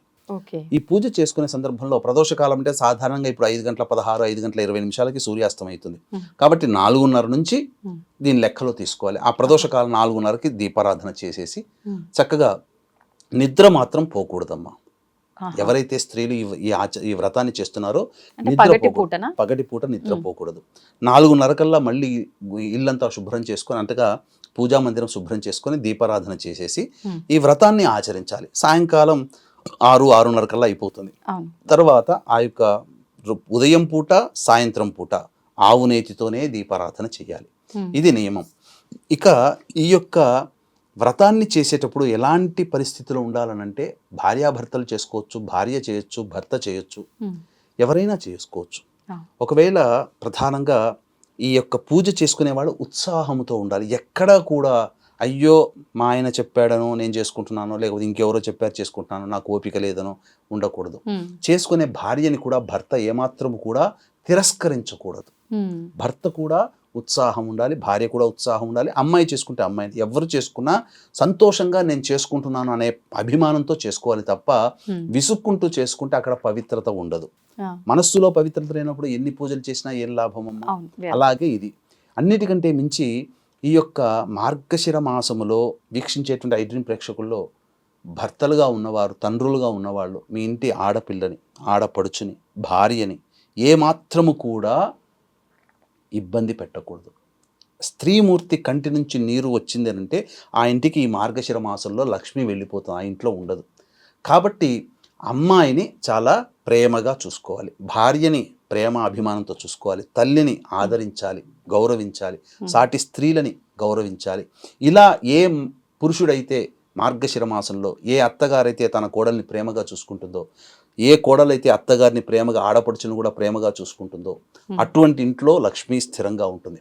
కాబట్టి చెప్పండి అమ్మా. అంటే ఒక్క మాసంలో చూసుకుంటే సరిపోతుందా, మిగతా మాసంలో అవసరం లేదా? అట్లని కాదమ్మా. ఇక్కడ గమనించాల్సింది ఏంటంటే ఈ విధంగా చేయడం ద్వారా దాని యొక్క మహత్యం తెలుసుకొని తదనంతరం మళ్ళీ ఆ అమ్మాయిని కానీ కోడల్ని కానీ తల్లిని కానీ ఇబ్బంది పెట్టకుండా అది ఆ మార్గంలో వెళుతారు. ఏదైనా ఒక నెల రోజుల పాటు తత్వాన్ని అర్థం చేసుకుంటే, అందుకనే అయ్యప్ప మాల కానీ, శివమాల కానీ, శివాని మాల కానీ ఇవన్నీ 40 రోజులు పెట్టడం కారణం ఏంటంటే తదనంతరం కూడా అలవాటు అయిపోతుంది. అది ఈ విధంగా అంటే ఎందుకు చెప్పబడిందంటే ఆడపిల్ల బాధపడితే ఇంటికి అరిష్టం అని చెప్పే సందేశంతో ఈ యొక్క వ్రతం ఉండడం వల్ల ఇక జీవితంలో ఎప్పుడు ఆడపిల్లని ఇబ్బంది పెట్టడు. అది ఆ ఉద్దేశం. ఆ విధంగా చేసుకొని వ్రత కథ అంతా కూడా చదువుకోవాలి. తదనంతరం దీనికి పుస్తకం ఏమైనా ఉంటుందా గురుగారు, మార్గశిర ఈ పూజ విధానానికి సంబంధించి? దీనికి సంబంధించి ప్రతులు ఎక్కడా లేవు. కాకపోతే మన వీక్షించే ఐడ్రీమ్ ప్రేక్షకుల కోసం 4 వారాలు చేసుకోవాలమ్మా, 5 వారాలు చేసుకోవాలి. వాస్తవానికి ఈ మార్గశిర మాసంలో 4 వారాలు అనేటువంటిది అయిన తర్వాత పుష్యం మార్గశిర మాసంలో 5 గురువారాలు వస్తే మంచిది. 5 గురువారాలు రాలేని పక్షంలో పుష్యమాసంలో వచ్చే గురువారం నాడు దీన్ని సమాప్తం చేయాలి వ్రతాన్ని. కాబట్టి ఈ 2024 సంవత్సరంలో 4 గురువారాలే వచ్చాయి. 5వ గురువారం పుష్యమాసంలో చేయవచ్చు. ఇక ఈ యొక్క వ్రతం చేస్తున్నంతసేపు కూడా ముందు రోజు దాంపత్యం పనికిరాదన్నాను కదా, అలాగే గురువారం రోజు కూడా దాంపత్యము పనికిరాదు. ఇది మద్యపానము, మాంసాహారము నిషేధము. ఇక గమనించుకున్నట్లయితే మళ్ళీ తెల్లవారి కూడాను లేచి కాలకృత్యాదులు తీర్చుకొని ఆవు నేతితో దీపారాధన చేసి ఇక అప్పుడు ఉద్యాపన చేసుకోవచ్చు. అంటే అమ్మవారిని ఆ యొక్క కలశం అవన్నీ కూడా శుక్రవారం రోజు తప్పు లేదు. శుక్రవారం నాడు చాలా మంది శుక్రవారం నాడు తీయకూడదు అని అంటారు. అవసరం లేదమ్మా. ఈ యొక్క శుక్రవారం నాడు తీసేసుకొని ఆ యొక్క కలశంలో ఉన్నటువంటి నీటిని కుటుంబ సభ్యులు శిరస్సున జల్లుకోవచ్చు, లేదా ఎవరు తొక్కని ప్లేస్లో వేయాలి. అలాగే ఆ కలశం మీద ఉన్నటువంటి కొబ్బరికాయని, జాకెట్ ముక్కని, అందులో ఉన్నటువంటి వేసిన ముత్యము, పగడము, బంగారు, అలాగే రాగి పైసా, ఇవన్నీ కూడా ఒక మన వైపున మనకు ఒక కవర్లో పెట్టుకొని భద్రపరుచుకొని మళ్ళీ వచ్చే గురువారానికి ఇట్లా ప్రతి గురువారానికి దీన్ని వాడుకోవచ్చు. ఇక సంబంధించిన ఆవు నేతితోనే దీపారాధన చేయాలి, ఇంకా వేరే దీపారాధన పనికిరాదు. ఇది మార్గశిర మాసానికి ఉన్నటువంటి సంబంధించినటువంటి కండిషన్స్. ఇక ప్రధానంగా ఆ యొక్క కలశంలో ఉన్నటువంటి మొక్కలకు సంబంధించినటువంటి ఉన్నాయి కదమ్మా, ఆ కొమ్మలు అవన్నీ ఎవరు తొక్కని ప్లేస్ లో వేయవచ్చు. ఇక తదనంతరం ఇలా 5 గురువారాలు చేయాలి. మనం పసుపుతో చేసిన గణపతి అది ఏం చేయాలంటారు? ఆ పసుపుతో గణపతిని మనం ఇంట్లో తులసి చెట్టు దగ్గర పెట్టవచ్చు, లేదా పెట్టినా ఇబ్బంది ఏమీ లేదు, ఎవరు తొక్కని ప్లేస్ లోనైనా పెట్టవచ్చు. ఆ విధంగా ఈ విధంగా చేయాలి. తర్వాత మార్గశిర మాసం గురువారం రోజున సాయంకాల ప్రదోషకాల సమయంలో పూజ అయిన తర్వాత కథ తప్పకుండా చదువుకోవాలమ్మా. అయితే అదృష్టవశాత్తు కొంత పరిశోధన చేసిన తర్వాత ఈ యొక్క 3 వివిధ రకాలైనటువంటి కథలు మనకు ఉన్నాయి. కాబట్టి ఒకే కథను కాకుండా మన ఐడ్రీమ్ ప్రేక్షకుల కోసం ప్రతి గురువారము ఒక్కొక్క కథని అనేటువంటిది మనం అందించడం జరుగుతుంది. కాబట్టి ఈ కథ అనేటువంటిది ఇప్పుడు మీరు ఈ యొక్క విధానం అంతా తెలుసుకొని ఇంట్లో పూజ చేసుకుంటారు కదా, ఈ కథని ఒకసారి అంతా కూడాను జాగ్రత్తగా వినండి. ఈ కథని మీరు అప్పుడు స్ఫురణకు తెచ్చుకోండి, లేదా మీరు పూజ చేసుకునేటప్పుడు ఈ కథని ఇక్కడ నుంచి ప్రారంభమవుతుంది కదా అన్ని మినిట్స్ నుంచి పెట్టుకొని ఆ కథని మనస్సారా ఆ చేతిలో అక్షింతలు తీసుకొని మనసారా వినండి. విని తదనంతరం ఆ అమ్మవారి దగ్గర అక్షింతలు వేసుకొని మీ యొక్క కోరిక సంకల్పం చెప్పుకొని ఆ రోజును ముగించవచ్చు. ఏమా కథ అనగా అంటే ఇవన్నీ కూడా వాస్తవంగా జరిగినటువంటి కథలేమమ్మా. ఇది ద్వాపర యుగంలో జరిగినటువంటి కథ ఇది. కాబట్టి వీక్షించేటువంటి ప్రేక్షకులకి గమనిక, జాతకరీత్యా కలుగు విద్య, వివాహ, ఉద్యోగ, దాంపత్య, సంతాన, అనారోగ్య సమస్యల నివారణకి, మరియు గోచార రీత్యా వృషభ, మిథున, కర్కాటక, సింహతుల, వృశ్చిక, మకర, కుంభమీన రాశిలో జన్మించిన వారికి సర్వదోష నివారణార్థమై సర్వదోష నివారణ పూజలు, హోమాలు సుప్రసిద్ధ మహిమాన్విత కాశీక్షేత్రములో పర్ హెడ్ 1500 రూపాయలకు చేయించడం జరుగుతుంది. అవకాశం ఉన్న వాళ్ళు కార్యక్రమ తదనంతరం కాంటాక్ట్ చేసి పూర్తి వివరాలు తెలుసుకోవచ్చు. ఇక మనం కథల్లోకి వెళ్ళినట్లయితేనమ్మా, పూర్వము ద్వాపర యుగంలో జరిగినటువంటిది. ఈ ద్వాపర యుగంలో సౌరాష్ట్ర దేశాన్ని అనగా ఇప్పుడు ఉన్నటువంటి గుజరాత్ సౌరాష్ట్ర దేశాన్ని శతుశ్రువ అనేటువంటి భద్రశ్రవ అనేటువంటి మహారాజు, అతని భార్య శరత్చంద్రిక, ఈ ఇద్దరు కూడాను చక్కటి పుణ్యాత్ములు, పతివ్రత లక్షణం కలిగినటువంటి అమ్మాయి, 7 కుమార్తెలు, 1 కుమార్తె. ఆ కుమార్తె పేరు శ్యామబాల. ఈ యొక్క సంసారం అంతా హ్యాపీగా అనగా సంతోషంగా జరుగుతున్నటువంటి సందర్భంలో ఇక మహాలక్ష్మి అమ్మవారికి ఆ యొక్క శేష పవనంపై ఉన్నటువంటి ఆ విష్ణుమూర్తి, ఆ యొక్క లక్ష్మీ అమ్మవారు ఒకసారి వాదోపవాదం సంవాదంలో భాగంగా అమ్మవారు ఏమడుగుతుందంటే, మార్గశిర మాసం అంటే మీకు చాలా ఇష్టం కదండి, ఈ మార్గశిర మాసంలో ఎలా ఉంటుంది భూలోకంలో, ఎవరు నన్ను ఆరాధిస్తున్నారు, ఎందుకంటే మార్గశిర మాసం నన్ను ఆరాధించాలని చెప్పి నియమం ఉంది కదా, కాబట్టి ఏ ఇంట్లో నన్ను ఎక్కువగా ఆరాధిస్తున్నారో ఒకసారంతా కూడా పరిశీలింప చేసుకొని వస్తానని చెప్పి భర్త అనుమతి తీసుకొని భూలోకానికి వచ్చింది. అన్ని ప్రదేశాలు తిరుగుతూ సౌరాష్ట్ర దేశంలో ఆ యొక్క రాజ్యానికి వెళ్ళగానే అప్పుడు ఏమనుకుంటుందనంటే, ఏ ఇంట్లోనైనా కానీ లక్ష్మీ పూజ అనేటువంటిది చేసుకుంటే ఆ ఇంట్లో ఉన్నటువంటి వ్యక్తులే గొప్పవాళ్ళు అవుతారు, కానీ ఆ దేశాన్ని పరిపాలించే రాజు గనక చేస్తే ఆ దేశమంతా సుభిక్షంగా ఉంటుంది కదా, అసలు రాజు దగ్గరికి వెళదామని చెప్పి ఆ యొక్క రాజు సింహద్వారం దగ్గరికి వెళ్ళి తన యొక్క చర్నాకోలుతో శబ్దం చేసింది. అంతటా అక్కడ ఉన్నటువంటి దాసి వచ్చింది. దాసి వచ్చి, ఏంటమ్మా ఎవరు నీవు ఇట్లానంటే, అప్పుడు ఆమె మహాలక్ష్మి ఏమని చెప్పింది, నా పేరు కమల, నా భర్త పేరు భువనేశ్వరుడు, ఈ యొక్క రాజ్యాన్ని పరిపాలించినటువంటి భద్రశ్రవ శరత్చంద్రిక అయినటువంటి దంపతులందరూ కూడా పూర్వజన్మలో ఒక వైశ్యులు, వాళ్ళందరూ కూడా కడు దారిద్ర్యంతో బాధపడుతూ ఉన్నారు, నిత్యము కొట్లాడుకుంటూ ఉంటున్నారు. ఒకనాడు భర్త బాగా చేయి చేసుకోగానే ఆమె బాగా కన్నీరు కారుస్తూ వెడలిపోయింది అడవిలో. అప్పుడు ఆమె మీద నేను జాలి కలిగినటువంటి ఒక స్త్రీమూర్తి వేషంలో ఉండి ఆ అమ్మాయిని పరిశీలించడం జరిగింది. ఈ విధమైనటువంటి కష్టాలన్నీ చెప్పుకున్నటువంటి కారణం చేత ఆ రోజు మార్గశిర మాసం గురువారం అయింది. ఆ రోజు ఆ అమ్మాయి చేత వ్రతం చేయించి ఈ వ్రతాన్ని మళ్ళీ నువ్వు చెయ్యమని చెప్పి పంపించడం జరిగింది. ఆ వ్రతం చేసుకున్నటువంటి కారణం చేత వాళ్ళకి సిరి సంపదలు కలిగి ఉత్తమమైనటువంటి బ్రతికున్నంత వరకు ఈ మార్గశిర మాసంలో ఉన్నటువంటి లక్ష్మీ పూజలు చేసుకున్నటువంటి కారణం చేత భవిష్యత్తులో ఈ యొక్క దేశానికి రాజు అయ్యారు. వారే భద్రశివుడు, శరత్చంద్రిక. కాబట్టి ఈ విషయం ఆమెకు చెప్దామని వచ్చాను. వాళ్ళు మర్చిపోయారు ఈ జన్మలో లక్ష్మీ వ్రతం ఆచరించడం. ఈ వ్రతం ఆచరించడం చెప్పడానికే నేను వచ్చానమ్మా అని చెప్పాను. కానీ ఆ దాసి వెళుతుంది. ఆ దాసి చేత కూడా ఏమని ప్రార్థిస్తుంది, నా చేత ఈ వ్రతాన్ని చేయించమ్మానంటే ఆ విధానమంతా చేయిస్తుంది ఆ దాసి చేత లక్ష్మీ అమ్మవారి. తదనంతరం ఆ దాసి సంతోషించి, నా వల్ల నీకు ఆలస్యమైందమ్మా, ఇప్పుడే వెళ్ళి రాణికి చెప్పొస్తాను. రాణికి దగ్గరికి వెళ్ళి చెప్తుంది.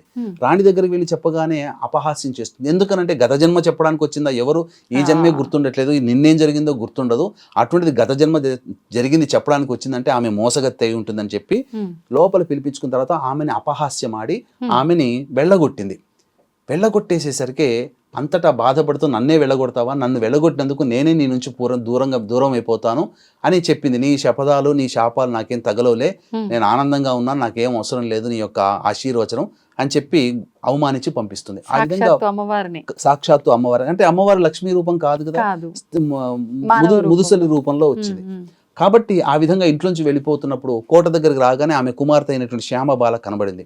ఏంటమ్మా బాధపడుతూ వస్తున్నావు అంటే, ఇలా పలానా అని చెప్పి వృత్తాంతం అని చెప్పగానే మా అమ్మగారు తెలియక అని ఉంటుంది, ఆ వ్రతం ఏదో నేను చేస్తానమ్మా, నా చేత చేయించండి అని చెప్పగానే ఆ అమ్మాయిని కూర్చోబెట్టుకొని చక్కగా మళ్ళీ చేయించింది.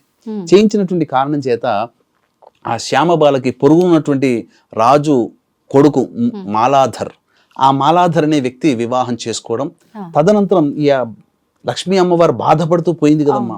అంతటా వాళ్ళ లక్ష్మి అంటే కళ, సంపద అన్నీ వెళ్ళిపోయాయి. వాళ్ళేమో పూర్తిగా ధనహీనులైపోయారు. రాజ్యం పోయింది. అసలు డబ్బుకి చాలా కటకటలాడిపోతున్నారు. ఇక్కడ అమ్మాయి వ్రతం చేసినటువంటి కారణం చేత ఆ ఇంట్లోకి వివాహమై వెళ్ళిన తర్వాత ఆ ఇంట్లో ఆ రాజు దేశమంతా కూడాను బాగా విస్తరించింది, చక్రవర్తి అయిపోయాడు అనమాట.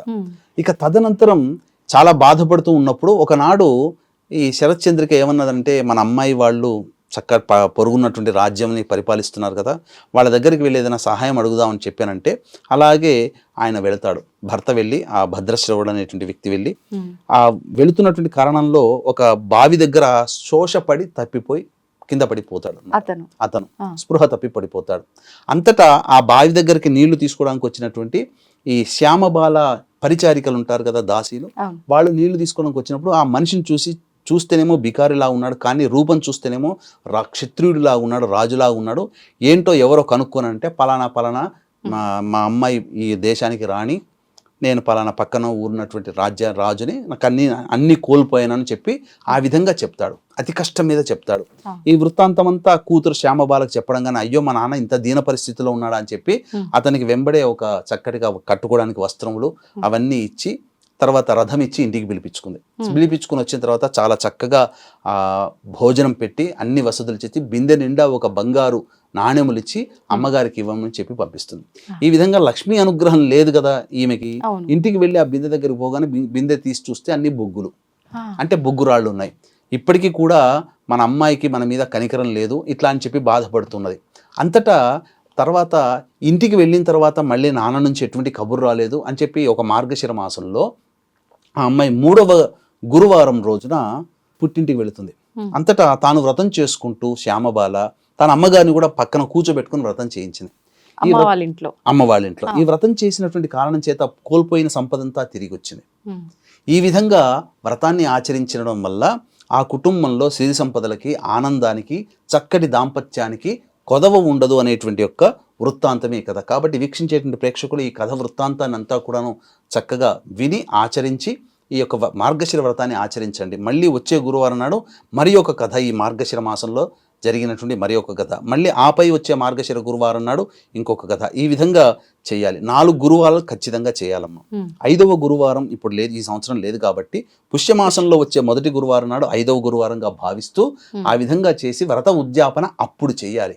అప్పుడు ఆ వ్రత ఉద్యాపన ఏ విధంగా చేయాలి అని అంటే, 1 కానీ 3 కానీ 5 కానీ 7 వివాహమైన స్త్రీలు కానీ లేదా కన్యలను కానీ పిలిపించి వారిని లక్ష్మీ అమ్మవారి స్వరూపముగా భావించి వాళ్ళకి చక్కగా తాంబూలాది కార్యక్రమాలు ఇచ్చి అమ్మవారిని పూజించినట్టుగానే వాళ్ళకి పూజ చేసి చక్కగా భోజనం పెట్టి స్త్రీ అలంకరణ వస్తువులైనటువంటి అద్దము, దువ్వెన, కాటుక, గాజులు, రవికబట్ట, పూలమాల, పసుపు, కుంకుమ ఇవన్నీ కూడా ఒక చాటలో పెట్టి వాయనం ఇవ్వాలి. 3 సార్లు ఇస్తినమ్మా పుచ్చుకుంటేనమ్మా అని చెప్పించుకొని ఆ యొక్క ఎంతమంది ముత్తైదును పిలిపించుకొని అంతమంది ముత్తైదుల చేత ఆశీర్వచనం తీసుకొని ఆ విధంగా చేసినట్లయితే తర్వాత బ్రాహ్మణుడి కూడా స్వయంపాక దానము మరియు వస్త్రదానం కనుక చేసుకున్నట్లయితే ఆ మహిళకి చిరకాలము సౌమంగళ్యతా సిద్ధి మరియు దాంపత్యము ఆనందంగా ఉంటుంది. ఇంకొక విశేషం ఏంటంటే కోల్పోయిన సంపద కానీ ఇవన్నీ ఉంటాయి కదా, అవన్నీ తిరిగి వస్తాయి. దరిద్రంతో బాధపడేటువంటి వ్యక్తులందరూ కూడా ధనహీనులైనటువంటి వాళ్ళు కూడా చక్కగా ధనాన్ని పొందగలుగుతారు. ఎందుకంటే కలియుగంలో ధనమిదం మూలం జగత్ కాబట్టి ధనాన్ని పొందినటువంటి వాళ్ళందరూ కూడా సుఖ సంతోషం అంటే వాళ్ళ అవసరాలు తీరుతాయని చెప్పవచ్చు. అయితే గురుగారు ఇప్పుడు పెళ్ళైన వాళ్ళే కాదు పెళ్లి కాని అమ్మాయిలకు కూడా వాయనం ఇవ్వచ్చు అన్నారు కదా. ఇప్పుడు ఇంట్లో తల్లి పూజ చేస్తుందంటే వాళ్ళ పిల్లలు ఇద్దరు ముగ్గురు ఆడపిల్లలు ఉన్న వాళ్ళు కూడా ఉంటారు. వాళ్ళకి ఇచ్చిన పర్వాలేదు అంటే ఒకే ఇంట్లో వాళ్ళు కదా, ఒకే ఇంట్లో వాళ్ళకి ఇచ్చుకుంటే ఆ వ్రత ఫలితం దక్కదు. ఎందుకంటే రక్త సంబంధీకులు కదమ్మా. అంటే ఉన్నటువంటి పొరుగున్నటువంటి వాళ్ళకి కానీ మొదలు తల్లికి ఇచ్చుకోవచ్చు, తప్పులేదు. అంటే ఒక్కరికి ఇచ్చుకుంటే తప్పులేగా మొత్తం కుటుంబ సభ్యులందరికీ ఇచ్చుకొని ఇంకా అంటే ఏ ఇంట్లో అంటే వాళ్ళ అంటే ఒకవేళ వివాహమై బయటికి వెళ్ళిన ఆడపిల్లలు అయితే ఇచ్చుకోవచ్చు అమ్మా. దానికి ఆ విధంగా చేయడానికి ఇబ్బంది లేదు. చక్కగా లేదా ఎవరైనా పండు ముత్తైదులు ఉంటారు వాళ్ళకి ఇచ్చుకున్నా సరిపోతుంది, ఎవరైనా చేయొచ్చు అమ్మా. మరి ఇప్పుడు ఇది వ్రతం అన్నారు కదా, ప్రతి సంవత్సరం ఆచరించాలంటారా ఇలా? లేదు మన ఇష్ట ప్రకారంగా ఒక సంవత్సరం చేసుకొని. పూర్వకాలంలో ప్రతి సంవత్సరం కూడా ఈ శ్రావణ మాసము, కార్తీక మాసము, అలాగే ఆశ్వీజ మాసము, మార్గశిర మాసము ఇవి ఆచరించేవాళ్ళు. అందుకనే ఈ భారతదేశం అంతా కూడా బంగారుమయం, సమస్త విధమైనటువంటి సంపదలతో తలతూగుతుండేది. ఎప్పుడైతే ఈ పరాయి పాలకులు ఎప్పుడైతే వచ్చి మన సాంప్రదాయాన్ని భ్రష్టు పట్టించారో మనం ధనహీనులైపోయాం. అంటే మరి మిగతా దేశాల అందరూ కూడా ధనాన్ని సంపాదిస్తున్నారంటే వాళ్ళు ఇట్లాంటి వ్రతాలు చేస్తున్నారా అని కూడా అడిగే వాళ్ళు ఉంటారు. అక్కడ ఏంటనంటే నిస్వార్థమైనటువంటి సేవ ఉన్నటువంటి వాళ్ళు ఖచ్చితంగా వర్క్ ఈజ్ వర్షిప్. ఇవన్నీ కూడా మనలో దైవత్వం. ఎందుకనంటే అక్కడి వాళ్ళకి ఇట్లాంటి పూజాదులు చేసే అధికారం లేదు. మనం ఈ యొక్క భారతావనిలో పుట్టడమే మన అదృష్టం. ఎందుకంటే ఈ అదృష్టం వల్లనే మనం పూజలు చేసుకుంటాం. అక్కడ మిగతా ఏ దేశాల వాళ్ళకి కూడాను జంబూ ద్వీపము దాటినటువంటి ఏ దేశాలకి కూడాను పూజలు చేసే అధికారం లేదు. అక్కడ చేసినా ఫలించవు. భారతావనిలో ఇక్కడ చేసుకోవాలి. అందుకనే ఎక్కడెక్కడో వాళ్ళు వచ్చి ఇక్కడ పూజలు చేసుకుంటారు. అయితే ఇప్పుడు మీరు ఇందాక శ్రావణము, ఈ కార్తీకం, ఈ మాసాలు ఎలాగో మార్గశిర మాసం కూడా అలానే అన్నారు. అయితే పూజ ముందు రోజు, పూజ చేసుకునే రోజు కనుక మనం మాంసాహారం నిషిద్ధము, కొన్ని నియమాలు పాటించాలి. కానీ కార్తీక శ్రావణ మాసాల్లో చాలా మంది మాంసాహారాలు కూడా ఆ నెలంతా తినకుండా ఉండే వాళ్ళు ఉన్నారు. ఈ మాసం కూడా అలా ఏమైనా నియమం ఉందంటారా? పర్వాలేదా? నియమం పెట్టుకుంటే మంచిదమ్మా. కానీ కనీసము ఈ యొక్క కార్తీక మాసము ఎలా అయితే ఆచరిస్తారో మార్గశిర మాసంలో గురువారం రోజున మాంసాహార భోజనం నిషేధం. అసలు అన్ని వేళలా చూసుకుంటే మాంసాహారాన్ని భుజించకూడనటువంటి రోజులంటే ఆదివారములు, ఏకాదశులు, పౌర్ణమిలు, అమావాస్యలు. ఇంకొకటి మనకు చెప్పబడినటువంటిది ఏంటంటే మృత శరీరం, మృత కళేబరం తిన్నా తప్పు లేదు. కానీ మన కోరిక కోసం ఒక ప్రాణమును చంపి తినడం వల్ల ఆ ఉసురు మనకు తగులుతుంది. అందుకనే పాపాత్మలం అవుతున్నాం. కలియుగంలో అందరూ పాపం ఎందుకు చేసుకుంటున్నారంటే ఈ విధంగా జంతువధ జరగడం వల్ల. అయితే గురుగారు ఈ వ్రతం మార్గశిర మాసంలో ఎన్ని గురువారాలు వస్తాయో? 4 అయితే 4, 5 అయితే 5, లేదంటే మరుసటి పుష్యమాసంలో ఇంకొక వారం ఖచ్చితంగా 5 వారాలు చేయాల్సిందే అన్నారు. మరి ఒకవేళ ఆడవారికి వీలు పడని ఆ 4 రోజులు 5 రోజుల్లో గురువారం కనుక కలిసి వస్తే మనం ఒక వారం ఖచ్చితంగా మిస్ చేస్తాం కదా, మరి దాని పరిస్థితి ఏంటి? ఇక్కడ గమనించాల్సింది అంటే మనకు ఆ యొక్క వ్రత విధానంలో చెప్పబడింది ఏంటంటే ఒక కండిషన్ కూడా చెప్పబడి ఉంది. ఏంటనంటే ఈ యొక్క ఏదైనా ఇబ్బంది వచ్చినట్లయితే కన్న కూతురుతోనైనా చేయించడం, లేదా భర్తతోనైనా చేయించడం, లేదు ఇంకా ఎవ్వరూ అవైలబుల్లో లేరండి అంటే బ్రాహ్మణుని పిలిపించైనా చేయమన్నారు. కానీ నియమాన్ని మాత్రం ఉల్లంఘించకూడదు అని చెప్పబడింది. కాబట్టి ఎవరైనా ఇంటి కుటుంబ సభ్యులు చేయవచ్చు ఇది పూజ. కానీ ఆ పూజ మార్గశిర మాసంలో ఆపకూడదు. అంటే మన ఇంట్లో వాళ్ళతోనే చేయించాలా? మన ఇంట్లో స్నేహితులతోనైనా కానీ చేయించవచ్చు. మన పేరున కానీ పెట్టుకొని చేయించవచ్చు. కానీ మార్గశిర గురువారాలు మాత్రం ఆపకూడదు. ఎందుకంటే ఖచ్చితంగా కండిషన్లో రాయబడింది. ఏదైనా ఇబ్బందులు వచ్చినా, స్త్రీలకు ఏదైనా ఇబ్బందులు వచ్చినా ఇంట్లో ఎవరితోనైనా కానీ చేయించాలి. కానీ వ్రత ఉల్లంఘన నియమం ఇట్లా ఒక రోజు ఒక వారం బ్రేక్ చేయకూడదని చెప్పబడిందమ్మా. కాబట్టి సాధారణంగా ఈ విధంగా చేయవచ్చు. సంతోషం గురుగారు, చాలా మంచి విషయాలు తెలియజేశారు. ధన్యవాదాలు. సర్వం శ్రీ ఉమామహేశ్వర పరబ్రహ్మార్పణమస్తు.